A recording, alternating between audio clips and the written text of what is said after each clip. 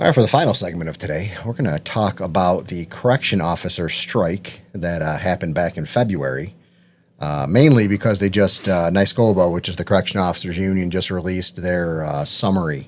This is definitely strike. More like an update, because we did talk about this at the time. We touched on it a little bit, yeah, but I read the summary. I read the state came out with their summary of it, like a month ago. And this is like the response from NYSCOPBA, this right? Is the response from NYSCOPBA, and it was weak. Which has always been my biggest problem with them.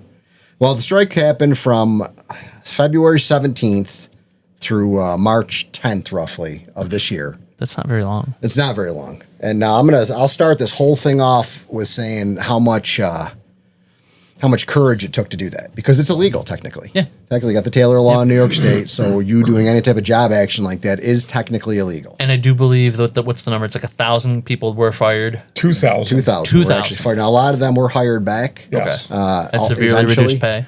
No, not reduced pay. Oh, they did take the time away from they took the money away from them for the days they were out on strike. So basically, because of the job action, they were able to deduct their salaries, and that they had to pay the state back whatever money they owed them for those days they weren't at work. Yeah. So that's almost like double dipping. So you didn't get paid for it, and then you have to pay it back. Correct. Well, no, it's 2 days for 1 day. That's how it's supposed to be, according to the law. If you every go day you're out on strike, every day you're out costs you 2 days pay. Oh, okay. So that's right in there. But for them to have the courage to do that, because the conditions were as horrible as they are. It shows how bad it was for them. How bad it was. So for them to do that, I give them all the credit in the world. Now, on the other hand, I think and this is easy for me to say because I had no stake in the game, but I think they went back for nothing. I think they went back way too soon. I think they had they had Hochul on the ropes because they were using the National Guard to run the facilities, and they're not trained for that. Nope. They don't have the numbers enough to cover the spots that were vacant because of the people out on strike. I think if they had held out a little bit longer, I think they would have gotten a lot of what they were asking for. That's just me speculating. Well, the trouble was it was not organized well. I was going to get into that. It was just too scary for too many of the people. It's a very scary at that point, situation. After 3 weeks or so, they were like, I think it would have been. I have to take care of my family. I mean, I understand that would be really scary. I think that one of the conditions for coming to the table or going back to work, though, should have been forgiveness of the time. Absolutely. And the fact that they didn't push for that, I mean, it hurts them more than anybody. Right. So, well, the union cannot endorse a strike, but that doesn't mean that they can't provide assistance. To get things to run a little more smooth during the strike. It's also not endorsing if you bargain after the fact. They were bargaining during. Sure. To try to get to try to end the strike, but I mean, Art was a union steward for a long time. I was a union steward for a long time. You were the chief at Oneida for a while. I was the chief at Oneida and Midstate for a while, which is basically the head steward at each facility. Mm-hmm. And my biggest problem with our unions is they always seem like they're in over their head. Like if you, a lot of the things we dealt with in Albany, you're dealing with these politicians and professional lawyers going up against correction officers and whatever friggin' lawyers they hire. Yeah. They're so in over their head. It's almost laughable. And we went through a closure back in 2011 at Oneida where we worked at. And we were basically treated like shit during the entire process. So I think I was the acting chief, or might have been the chief at that time at Oneida. So I had to go out to Albany, and we met with all the other facilities that were closing. And then they were telling us how they were going to do things. And I'm just listening to these idiots talk, and I'm like, you have no backbone at all. You're out in Albany, and I think you get way too comfortable out there. I think you get way too chummy with the politicians where you lose a lot of your spine. Because we were talking about how they were going to do closings, and I said one thing, and it changed the entire way the state did closings that year. Mm-hmm. They were going to close it in 2 phases. It was going to be 4 facilities at once, 3 facilities the second time. And we were going to be in the initial phase, and like 3 of the downstate facilities were going to be in the second phase. So they said during our meeting, they're like, okay, well, the guys from Oneida, they're all pretty much going to go up north and out west to those facilities. And then downstate, you guys can just stay right in the downstate area. And I said, we're not going to do that. Yeah. I go, we're going to go downstate where my seniority is significantly better than it would be up in Watertown. Yeah. Like me, I had like 16 years at the time. Downstate, I'm in like the top 50 of the facilities. Upstate, I'm in like the bottom 50 of the facilities. So I'd be able to get more time off, more days off that I wanted, and just a better job while I was down there. So they brought that. The guys from downstate were like, that's bullshit. Now they're going to come downstate, so that means we're going to end up going up north. Right. So they ended up changing the whole thing and do all the facilities at one time. Yeah. So basically you went to each facility by your seniority, which is how it should be done in the first place. Right. But the fact that NYSCOPBA had so little, I don't want to say, I don't know. They were backbone. They were pussies. I'm sorry. They were, and I don't want to say they are now because I don't really know who's in office now. But judging by what happened because of the strike and the notification they put out, basically it was 11 pages, and most of it was just saying how they didn't endorse the strike. So I'm thinking, well, okay, you said a few of the things that were the problems, which is why they went out on strike in the first place. But most of it is how you covering your ass. What are you doing? It's almost embarrassing. Throwing your guys under the bus. It seems like, I don't know if it was as much that as just self-preservation. So they're not mutually exclusive. That's true. You can do both at once. I don't know. There should have been some type of mechanism for the strike to get the information out to the facilities, to be a little more organized, kind of have an idea what's going on, and they needed better representation in the media because I think a lot of the people that they chose to speak on their behalf should not have been speaking about it. I mean, they said they didn't bring up a lot of the issues that were the reasons for the strike in the first place. And one of the biggest ones was HALT. Remember HALT? Do you remember that? That's the Human Alternative to Long-Term Confinement, it's called. Basically, it limits the amount of time somebody can be in solitary. And the people say solitary. There's no such thing as solitary confinement. Yeah. You put them in a special housing unit, and they get to go outside for a rec a couple times a day. They have interactions with the staff all day long. But you're in a cell by yourself. Yeah, but it's not like. But people, when they say solitary, they think they're sitting alone 24 hours a day and they're having any interaction. Well, that's not true. But misconception or not, you're solitarily confined. Right, it's just that's just what it means. But that's not when people think about it that aren't in that environment. That's their problem. Well, it is, but that's because of that. That's what generates a lot of the policy that happens in New York State. Because people assume that they're in some pit somewhere where they're not. It's nothing like that at all. They get tablets. Of course they do. Yeah, now they do. Yeah, they didn't have tablets when you were working. No. So. No, they had, I mean, even when they were, before all this, I mean, they had library, they would go around, they can take books on and off. And interact with the staff, interact when they go out to the rock. They see counselors, chaplains all the time. All the time. So it's not like they do programming at some of them. Depending on what programs they're in, they do it while they're in the cell. That's true. Whoa. Sometimes they do have conjugal if you got a good cell buddy. But that being said, a lot of times they do pull them out for programming, like Art's saying. So they're not in that cell 24 hours a day. I remember an interaction dealing with HALT that I had with, I think her name was Julie Salazar, back when we were working. And she is an idiot, Democrat, liberal retard from New York State, and she's one of the main culprits of this HALT legislation, which is one of the biggest problems that the facilities had, which is one of the reasons they went out, because they don't have consequences for their actions inside the facilities. Yeah. So basically, if you go up and punch a staff member in the face, the most you can get is like 3 weeks or 4. I don't know the exact numbers, but it used to be you can get up to like 6 months, in solitary confinement, as you say. Can the staff member press charges, though? You can, but very rarely do they follow up on assaults that happen inside the facilities. They do if it's serious enough. I've seen inmates get more time because of that. Yeah. But basically, the staff member's got to be hospitalized. You got to be in there. You got to have some major damage. If it's a normal, and then on top of it too, if you're a lifer, then it's also like, why bother?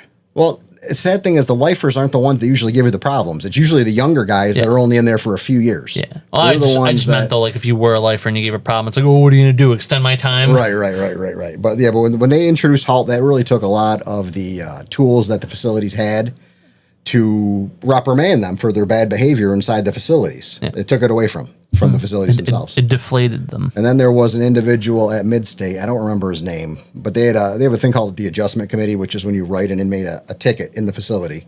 They have to go and have a hearing, basically. So they do their hearing, and they had one specific person that would come around and do specific hearings, and he didn't give them any time at all. He was somebody from the state. He used to do 3 or 4 of the facilities in the area, ultra liberal, like almost like their buddies. He was acting like they were friends with the inmates. And when you put staff in a situation like that, you can't win. No. So no matter what you do, you know that they're not going to pay for that crime that they committed in the facilities. Right. So I don't know, it's very disheartening. Like I said, they should have had somebody organizing that strike. I completely understand why they did it. I don't know if you did. Oh, I understand why they struck. Absolutely. Yeah, I don't know. Would you have done it if you were working? Oh, if it happened while I was working, I would have absolutely. Absolutely, that would have been. I wouldn't have wanted to, but I would have done. Because that's, I mean, unless you're financially stable without needing your income, which very few people are, that's a very hard choice to make. And I commend them for doing that. It was very impressive that they got as many people as they did to do it, but the organization was terrible. And that's something where... Yeah, because it started with one jail, and then a couple more went, then a couple, it was... And people were going back and coming back out. I mean, it was very, very poorly done. And that's where someone, not in the union, but maybe getting marching orders from the union could have done a little something to make sure that they stayed on track and their messaging was consistent throughout the state. And I don't know. Like I said, I read that entire 11-page report that NYSCOPBA put out, and... They did mention a few of the issues that they've had, but most of it was just them saying that we told them not to strike. Like what? You read the whole thing, didn't you? Mm-hmm. Like what? 3 or 4 pages of that? Yeah. What'd you feel when you saw it? When you read that? I didn't think. Did you feel that it portrayed strength? No, not at all. It was embarrassing. It was just like you said, just covering your ass. Right, and that's not how it's supposed to be. You're supposed to be, when you're in the union, particularly out in Albany, you're supposed to be looking out for your members. And for them to go out and have a job action like that because the conditions were so terrible and you don't really have their back is fucking embarrassing. And I've always said that. I've always had issues with the union members out in Albany from the time when we were out there. Mm-hmm. I've always had conflicts with them because I thought they had no spine. They talk a big game at all our meetings, and then when it comes to dealing with these politicians, they crumble. I don't know. And it felt like no matter who it is, it's always like that. They'd get elected for a position under, like, they seemed really strong. Right, yeah. And then once they get out there, they just get twisted around by the people out there in Albany, and then next thing you know, they're just towing the same line. I don't think that happens as much regionally, because they have a lot less power. No, because they're not out there all the time. Right. So this is more of the guys out in Albany that have positions that are paid for by the union for them to stay out of the facilities. Because basically when you are a steward, and you're in one of the positions that are in Albany, the union has to pay the state back for the salary that you're getting. Mm. So a lot of these guys will take rank while they're out there, like they'll be officers and then take a sergeant's exam and get that. Then the union has to pay the state more because you're making more, even though you're not at the facility. Mm. So, but a lot of these guys that go out to Albany, they just, I don't know, they fall apart. And I think it's very evident with the memo that just came out. I'm not even sure who the president is now. I don't know. Summers, that sound right? Well, the conditions in the facilities have not improved. So they went back for a few $1,000s, but then it ultimately ended up costing them because they were out on strikes. They had to pay that money back. I think the change to the 12-hour shifts was good. I don't think that was statewide. I think that was by facility. Oh, it's not? I don't know. As far as it was explained around here, they went to the 12-hour days, and it did help. At least they could go home at the end of their shift. For 24, because they were getting stuck for 24 hours when they went back. Right. Which was a huge problem. But yeah, 12-hour shifts it means you need less staff to run the facility on day-to-day operations. But I'm pretty sure that was implemented jail by jail. I don't think that's a state policy. But I don't know for sure on that one either. No, I don't either. I don't know. It just seems like the state, even back when we were going, and it wasn't nearly as bad when we were working as it is now. The National Guard is still in the facilities to this day. Because they cannot find enough people to take this job to replace the ones that are leaving. And they had, after the strike, even during the strike, they had a lot of people quit. Walk away, I mean, with 5, 6, 8, 9 years on the job, you're walking away from an $80,000 a year job because of the conditions, and they're that bad where you're going to give up that kind of income, take a huge pay cut just so you don't have to deal with that anymore. And I completely understand it, believe me.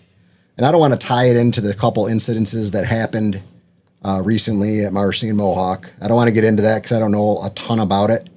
But I can see where you create a situation where everybody's so frustrated and stressed out where something like that could possibly happen. And it sucks. It sucks to be in that position, and I'm not condoning it at all, but I think everyone knows what I'm talking about. I mean, it more than likely wouldn't have happened if those conditions weren't the case. Absolutely. Oh, absolutely. And the state has known about this for years because we were talking about retention and new employees back when I was working. I've been retired for almost 5 years now, and you've been out for 10. And were we talking about it when you were there? Oh, yeah. They knew long before this happened that this was going to be a problem. It's going to be a major problem. I think that's one of the main reasons they have all these facility closures is because they know they can't staff the facilities anymore. So instead of making conditions more desirable for people to come and do the job, they just go the other way with it because these politicians all cater to the areas that they represent. And basically, every major city, like New York City, Buffalo, Syracuse, Albany, I think a majority of the inmate population comes from those big cities statewide, I would say. I don't have any numbers on that. But it would seem, that's the case. And a lot of these areas have families of the inmates. So they're going to basically try to make the inmates' lives as easy as possible to get the votes from the family members in those areas. And that's why our state is the way it is right now. And we have a governor like Kathy Hochul, who, would you say stupidest governor we've ever had? She's an idiot. I listen to her talk and I think, holy, how do people like this get elected? I don't understand it. Wasn't she appointed? She was appointed as lieutenant governor under Cuomo, and then she got put into the governor's spot, but she won the next election. Yeah. So she was actually elected. People probably didn't have enough time with her, so they were like, let's see. She was the Democratic nominee. That's all it takes in New York is have a D next to your name, unfortunately. Yeah. So you could be the biggest moron like Kathy Hochul, case in point. And this is unfortunate. This is how the union should be talking right now. They try to pussyfoot around everything. They're like, oh, well, these are the conditions we've been fighting. Hochul's an idiot. Say Hochul's an idiot. Holy cow, she's an embarrassment to the state. And now she's commenting on things going around across the nation, and it makes her look more stupid. Well, she's probably trying to plan for a presidential bid. Oh, my goodness. No way on earth. There's no way. I think the Democrats will take an AOC before they'll take Kathy Hochul. I mean, if you run a state, governors are usually the first people you think of for running for president. Oh, yeah, absolutely. So that's what they fall back on. They say, if I can manage this properly and we just have 49 more of these, what's the difference? I know, and I don't know. And if their track record is such, and I mean, I'm not saying hers is good or bad. I'm just saying if your track record is such. Would you say it's good or bad? I think that I've seen more bad than good. I'd have to like sit there and like look at all her stuff and be like, okay, bad, good. You know what I mean? Because it's like you hear about the stuff that you want to hear about. So we segueing? Right. Well, I tend to watch a lot of her press conferences. Yeah. And I've never seen anything good come from her yet. And I try to remain objective. Yeah. Because she's our governor. I want the state to do good, obviously, because then we'll do good. Yes. And she just hasn't done it. She's not smart enough to do it. She should not be in that position. The fact that the Democrats actually ran her shows that they have nobody else in this entire state that can run for that position. They asked AOC and she said no. Did they ask AOC? I wouldn't be surprised if that was a backdoor conversation. Are you just making that up right now? No, I'm speculating. I think AOC has higher aspirations than governor of New York. That would be why she would say no. Oh my gosh, she's don't even get me going on her. But staying on topic, the union needs to be more of a thorn in their side. You can say you're a thorn in their side, but if I don't see you being a thorn in their side, you're not anything. If the state can outlast them for the strike, then you're not as big of a thorn as you want to be. That's what I'm saying. And realistically, when the state released their thing, they destroyed the officers. They made them look so stupid. But they said they didn't know anything about a lot of the problems and stuff, which is ridiculous. Bullshit. That's where the union should have been there. They took no responsibility. They said, do you know what I mean? They're like, we put this on the officers that they caused the problems themselves that put them in that position, and we at the state level had no culpability. It just makes me sad that they don't have the representation they deserve. And what me and Art offered to go back to the union for free, and they were like, "No way, there's no way." I mean, we tend to be a little more outspoken than most, and that was actually the one thing I miss. Don't give away your skills for free. No, the one thing that I miss is being a union steward, because we had some good arguments, and I don't know. I like to argue every now and then, believe it or not. I get a little kick out of it. No, you don't. No, I do. No, you don't. Yes, I do. Anything else? Tons. Oh my God! But if you're from NYSCOPBA and you're watching this, get your shit together. Holy shit, grow a set. For Christ's sake, go out there and friggin' be in their face as much as possible. And you know what? Come on our podcast. We'll interview you. I know we only have 65 people thus far. Be all you can be. But we're ahead of Mr. Beast, I think, at this point in his career when he started podcasting. I think we're at the three month mark. I think we have more subscribers than he did. Whatever. Who's keeping track? So if anybody wants to come in and be interviewed, or anybody wants to say anything, I know a lot of active employees can't. But there are union officials. So they can't. Now, there are some retired guys, if they want to swing in, they can give their opinion too, you know? I've heard that as long as you don't speak specific details, we can talk in generalities. You can talk in generalities, but you're really putting yourself out there and at risk. I mean, I don't know. What a local steward? They can probably say. Yeah. Yeah, I would think that was one good thing. That's really easy. You just ask them hypotheticals. You say, okay, so if you were the union steward for the prisons in Ohio, what would you do? And you just keep using other places. I see what you're trying to do here. But I don't know how effective that would be. I think it'd be great. I think one of the good things about being a union steward locally is it gives you a little bit of protection. And if you have a tendency to run off at the mouth, which, probably shouldn't be a union some steward, people do. No, you should be, because then you get protected more. Because you're going to run off at the mouth one way or the other. If you have the union protection, you're supposed to be technically peers with the administrations at the facilities. Actually. So, I don't know. Some of us had a little tendency to scream at meetings. Are we talking in generalities again? No, he's nodding at me. Art friggin' went off at a meeting one time, and the superintendent came in and pulled him out and thought he was going to have a heart attack. Oh, boy. Yeah, so we had some good battles back in the day. That's one of the things I do miss. And our services are available for free, just so everyone knows. But if anybody wants to come on and be interviewed, we're more than happy to do that. I don't know if you got any other comments on this. No. You're very I think quiet. you covered it. Yeah, well, pretty good though, right? Yeah. I get fired up sometimes. Yeah. I get fired up. I'm just saying, fucking do your job if you're a union official. If you're out in Albany, do your fucking job. Don't be such a pussy, for Christ's sake. I'm going to tag some of them so they can actually see this. Ugh. Please do. But going back to Hochul, she's a mess. And I know you have a couple of things, or at least one topic you wanted to bring out about Hochul. So she passed a law that she's been doing a tour around the state for right now, and it's a new bell-to-bell no technology law in K through 12 schools. So what they are essentially saying is children are not allowed to use their phones, their tablets, their computers, anything technology based during the day. Are they going to turn them over when they come into the school, or not bring them in? What is the? Well, so that's or kind is it of school by school. Well, that's my sort of issue with this, right? So imagine if you failed a health inspection score, right? But had nobody to enforce it. Why would you? What would be your rationale behind following the guidelines that were set forth? Would there be any? True. To keep your patrons alive. If you care about that, but if you're just doing it because somebody told you got to stay within these lines, right? So I teach, and I am gonna have to be learning like what this means come the fall, and I do. Essentially, this is gonna kind of be similar to the NYSCOPBA thing in that they created these guidelines, but have created no enforcement mechanism to go with it, right? So if I look at a student in 8th grade and I say to him, hey. So does this start in September? Yeah. Yep. Starts in September statewide. Okay. So I look at an 8th grader and I see him with his phone and I said, hey, the governor says you're not allowed to have that. What do you think that 8th grader is going to say to me? Is that what you're going to say? No, but you know what I mean. Would you say the governor said that? Because I would be like, what? I'd be like, yo, give me your phone. Yeah. You're done. Yeah. You're done, mister. And/or I don't mean to assume you're get gender. up, go to the principal's office. But again, I'm speaking more from the point of view of I'm the governor and I just passed this law because I want you to follow it because I said so. Right. Right. If a kid's being disruptive, that's already something you would deal with. Teachers guidelines on how to deal with it. I get that. Right. But I think it's a good law. I'm not. That's not the part I'm upset about. I'm not saying that I'm. I think it's good to get the kids to. So like enforcement of the law is your biggest issue, or yes. Okay. When you take the time to make something like this doesn't need to be a rush job on anything, right? You want COs to follow stuff.